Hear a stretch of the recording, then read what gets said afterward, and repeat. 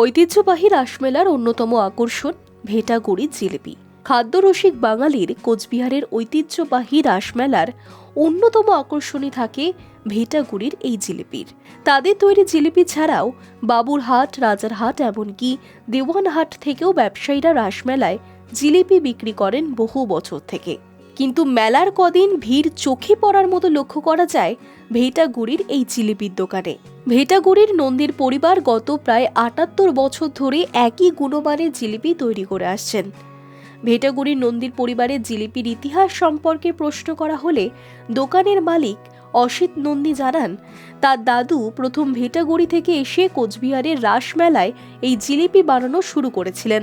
তারপর থেকে বংশানুক্রমে চলে আসছে জিলিপি তৈরি। বিগত ৭৮ বছর ধরে একই ধরনের জিলিপি বানিয়ে আসছে নন্দী পরিবার। গুণগত মানের কোনো পরিবর্তন হয়নি। এটা অ্যাকচুয়ালি আমার দাদুর তৈরি উদ্যোক্তা। দাদুর পরে বাবা, বাবার পরে এখন আমি। প্রায় ৮০ বছর হবে, প্রায় ৮০-র মতন বয়স হবে আমাদের এই দোকানে।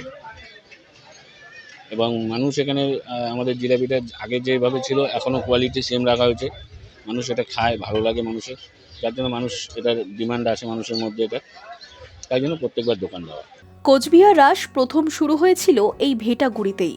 এখান থেকেই ভেটাগুড়ি জিলিপির ঐতিহ্য দিন দিন বৃদ্ধি পেয়েছে।